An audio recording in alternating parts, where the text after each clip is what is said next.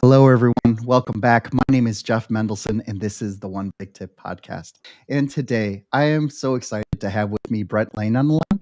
Brett is an SEO expert with almost 2 decades of hands-on experience. He has managed over 1,000 SEO campaigns and has ranked tens of thousands of keywords within Google's top 10 results. And what's really cool about this is that, for my agency, I sort of shied away from SEO because it was just something that I wasn't great at. I wasn't, it wasn't something that I was stellar at. And I love it when I'm able to bring on guests like Brett so that, they can really talk to us about what is new and exciting today, how it works, and, basically just how to get yourself better rankings. So Brett, welcome to the show. Thanks for having me. Appreciate it. Yeah, so this is going to be a lot of fun. Can you please give me a little bit of a background of how you got into this and, a little bit about those successes of running so many SEO campaigns successfully?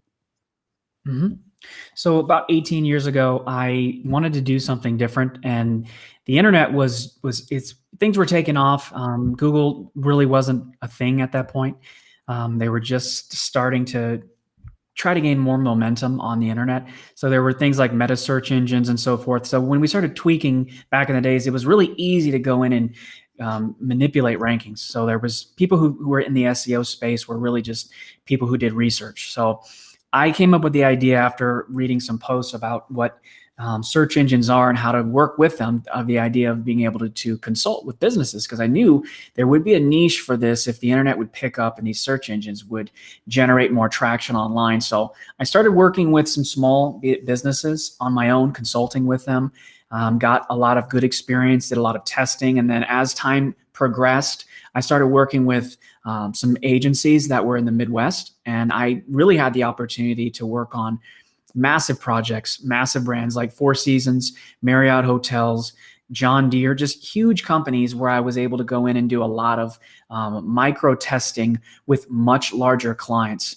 And I did that for a number of years. And then I just decided, after making big agencies millions of dollars, that it was time to create my own agency and start getting our own clients and making that money internally and being able to see the true fruit of my efforts and that labor. So I continue to do a lot of testing with our own personal clients and looking at how Google looks at information from a website standpoint. And I've always held this premise that if you create content and you create a good user experience for people on a website, you're going to rank. And what I've seen in the last 18 years is just that. Google makes a lot of changes in terms of how it looks at sites technically, in terms of content, and in terms of who's linking to whom. And as long as you're creating value for users, at the end of the day, that's what's going to get you ranked. Create value, help answer questions, solve problems. You do those things, you're going to rank. What's interesting is that someone told me a quote. I don't know how far back this quote goes, but it's when you're writing content for for your website and you're doing it with the idea to increase your rankings, you really need to be writing for humans, right? Because that's really what Google wants. Like, you don't want to be writing for, making blog posts for the search engine in order to rank on it, right? Because if you try to do that artificially, that's just going to crash and burn. I mean, the intention is really going to burn through. There's already so much AI that goes into, a lot of this analysis that it's pretty hard to not, to go off that path, right? But what I really wanted to ask you about this before we move on is, some of these budgets can be really, really big, right? In terms of, the goal at hand, whether it's a national company or local regional, things like that. What are your thoughts on advising a company to go down the SEO route, which, can be likened to a marathon, right? It's a very long distance type of activity, versus paid ads, which give you immediate gratification, right? But the results are nowhere near as key, right? So like, once stop paying for those paid ads, then all of those efforts that you just did just magically disappear. How do you talk with clients to help them evaluate, like, how much budget should go to one versus the other? and vice versa. Mhm. So the way that I describe SEO to all companies is like real estate, online real estate. If you are in an apartment building and you're paying that rent, you're paying it every single month. When you stop paying that rent, you're going to get evicted. That's like paid search. You have a place to live, you get your needs met, but as soon as you stop paying, you're done. SEO works in the same fashion, but a little differently in that you're purchasing a house and you're making payments towards that house to own it. So after a certain period of time, all of your payments accumulate to where now you own this home. So it's not that you're going to stop paying on the home itself once your mortgage is paid. You're probably going to be paying like taxes on the home. You're going to be looking at having to pay out things for your water, electricity, and things of that nature to keep that house going. SEO works the same way. It takes a long time for most people to buy their house, but when they make those payments every single month, and they do it over time, and that starts to compound, you're able to take ownership of that same exact way with those results.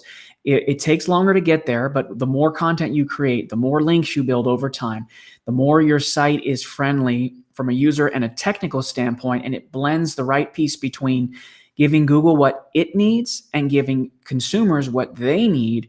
You're able to create this real estate that's not going to just disappear. Now, if you do something wrong and you try to build your house, the foundation, and you don't use concrete, you use styrofoam, or you use some other kind of, black hat, as they say in our industry, the house is not going to stay. So if you build it upon the fundamentals that have stood throughout the test of time with SEO being technically sound sites, good user content, and then solid backlinks being pointed to your website, you're going to be able to rank over time. So as you mentioned, it is the marathon versus the sprint, but the marathon at the end of the day, when you build your house on stone, regardless of what type of storm comes across, your house is not going to fall.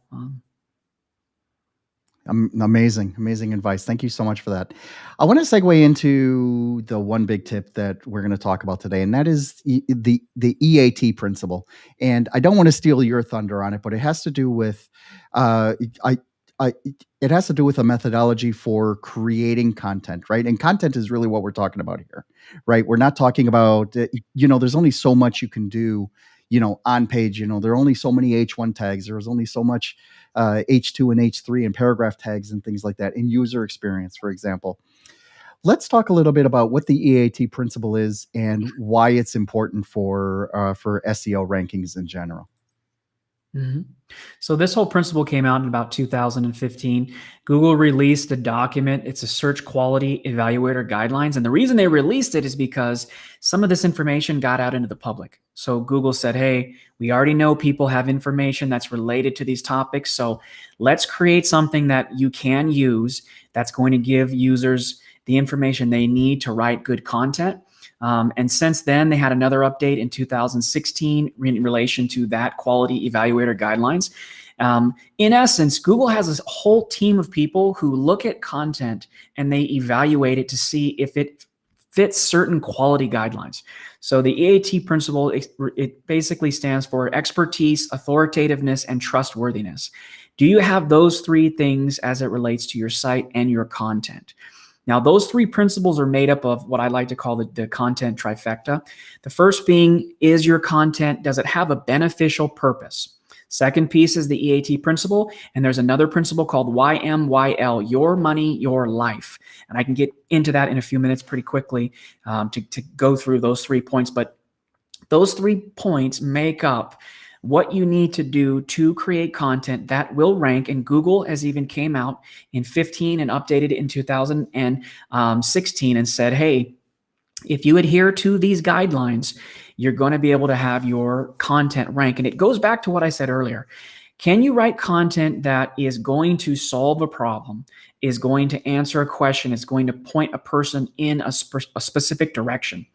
And content is shared all over the internet. And in June of 2019 or 2020, Google came up with a core update that was related to content and user experience. So in the last 4 years, we've seen a major shift for how content is written, what the intent is on it. So on the first point, the beneficial purpose. Are you creating content as you mentioned, that is going to blend the right approach between giving consumers what they need and giving search what it needs. Are you showing people, sharing information, helping them solve problems or things of that nature? And it could be anything. It could be in relation to recipes online, or showing someone how to choose the right lawyer, or the right dentist, the right doctor. But are you creating that content to aid that person in making an informed decision? And you're not doing it just to create what I like to call search waste. Garbage that sits out on the internet that is supposed to be meant to be picked up to Google so that it can be ranked in and of itself. Just crap content. So that's the first piece, beneficial purpose of content. Second piece is that EAT principle. So if you're talking about expertise, you want to be able to show that whoever's writing that content, that person has some kind of credentials or is associated with something to show that they are an expert in their field. Now, whether that is a person or an organization, like if you're a plumbing company and you're writing about information that could show people how to fix something, it might be how to fix their water heater or something nominal. But as long as that company is an expert in their field and they have lots and lots and lots of content on their site that shows that they are qualified as an expert, that is one of those three huge factors. The second piece, in terms of authority, how long have you been around? You cannot fake being an authority in any industry. Have you been around 5, 10 years, 15 years? Are you in an industry like myself where SEO, really, I would say 20 years, people who claim to be SEO experts in and of themselves for 20 plus years, in my opinion, that's not really probably the best way to describe who they are, simply because search engines like Google have barely been around that long. And people who, I would describe people in my industry who have been longer as people who are experimenters, who were researchers, who tested. So when it comes to that authoritativeness, how long have you been around? I will say for some people, if you cannot change the age of a site, one of the things you can do is you can go out and find website domains that have been around for 10, 15, 20 years and purchase those domains. Now to Google, you have a site that looks like it is 10, 15, 20 years old because that domain has that much history. That's kind of the only workaround, in my opinion, to be able to show Google that you are an authority in your industry based on your domain age. So those are the things that you cannot fake. Trustworthiness. Is the content on your site pointing people in a direction that is consistent with what other people in your industry would say? So if you're trying to give people information about any topic on the internet, are you doing it in a way that if they were to search 3 or 4 or 5 different places, would there be a similarity in the kind of content that you created? And would it be acceptable across the board? That's the other huge factor. In terms of being able to create content that's trustworthy. I tell people some of the easier things you can do to increase your EAT score, it could be you need to make sure you have an About Us page on your site. You should have a physical address on your site because you're showing Google that you are in a location and you're not going to leave. Some people don't really do a lot of localized link building for their website that's based on their local address. So there's something you can do that's called name, address, and phone number, so NAP listings. I know this, I'm not going to take this too far into the link building side, but it's one thing that you could do to create your localized authority by building links to your site as it relates to your name, address, and phone number. So anything you can do on your site to add credibility to who you are, where you are, what you're doing. It could be awards, it could be things related to, reviews, whether it be utilizing reviews for specific pages, looking at Google-based reviews and things of that nature. If you do those things, you're going to get the highest EAT score or page quality score, as Google likes to put it.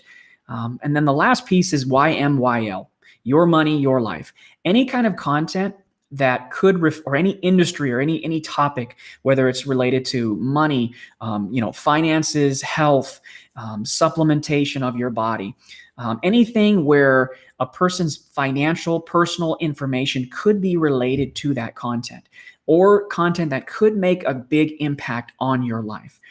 Google looks at that content and says, hey, this kind of content needs to have the highest quality score, because when a person reads that content, you have the ability to change their life in a greater way. Like if you give someone the wrong information about buying a house with interest rates or whatever, and they go out and make a purchase, and we have what happened in 2008 with the whole housing bubble, bad things can happen. So when it comes to happiness, health, safety, or financial stability, you have to know that Google is going to look at those particular pieces of content that you give, and it's going to look at it way more from like a stringent standpoint, because that content has the most impact to negatively hurt somebody's, their life. That's so true, because what happens is, let's just take, if you're going to do SEO for like a doctor, right? You can't go out and give, poor medical advice. Actually, you shouldn't be giving medical advice at all, like on a blog, right? Especially something that's, like publicly available. But at the same time, you don't want the content to be overly generic, that it doesn't add to the actual mission for what that doctor particularly does, right? I would say that in my experience, I have this one doctor who's an OBGYN, right? So women's health, yes, right? If you want to talk about, certain things that, that are unique to women's health, yeah, you could do that. Do you want to go out and, start preaching like, this is the diagnosis and these are the symptoms and all that? No, you want to stay away from that, right? Because you do have the power to, people are going to believe it if it's got his name on the site, right? His or her name. How do you guide clients when they are, like once they buy into the idea, like, okay, yeah, we have to create this, this engaging, trustworthy content, but they don't necessarily have, maybe like a good writer on their team, or they need to hire out for something like that. How do you coach them to find the right people to write that content that checks off all of those criteria that you just listed off? I mean, it depends where they're, like if they have an internal team and they have somebody who is an expert in their industry related to particular topics, you always want to go to the source and get information from them. If you don't have a person internal, there's other teams. There's a company called Writer Access that I've utilized in the past that has up to 5,000 writers who have experience across a variety of different industries. So you can write the content in-house. You can get the content written, from another team. There's tons of companies out there, but what you want to be able to do is ensure that the person who's writing that content is an expert or has a lot of experience in that particular field. And then you want to have them give you information or even snippets of their content that's related to your theme, so you can get a feel for, hey, do they really know what they're talking about? Can they get the voice of our content down? Can they associate with our brand? As long as you can get that from them, you can get a feel for, hey, how long have they written in this particular industry? How many pieces have they written? Are they an expert? And then you get that content, you review it, you make sure that it reflects your brand. And then once you have a feel for it, then I think you can start utilizing their experience. But it typically, if you have somebody who's in-house, who has expertise in that particular industry, I would say that is the best starting point. But if not, there's a lot of options out there for people who can create it for you. What's interesting is that I think you hit the nail on the head. Finding that person or that team that can write, the correct content in your voice and make it viable and and engaging. That's it's just as hard as hiring the right person, for like any other job, right? It's not just something that you go and outsource on Fiverr or on Upwork. Just say like, hey, I need writers. You really need to think about how that writer is going to engage and relate with your brand, right? Mm-hmm. Wow, that's really cool. Thank you so much for sharing that. Brett, can you please let everyone know how they can learn more about you and your company, and how they can reach out to you directly if they'd like to learn more? Yeah, our company is SEOoutsourcing.com, and you can reach out through the contact form there. And if you have questions or concerns, or you want to know more about things related to this, that's a really good source. We provide services to other agencies. We provide services direct to clients. So yeah, I will definitely make myself available to be able to answer any questions. All you got to do is make mention of hearing this podcast, and we'll be able to get you guys taken care of. Amazing. Thank you so much for taking the time to speak with me today. It's been a lot of great information. I love nerding out on this stuff. So thank you so much for coming today. My pleasure. Thanks for having us.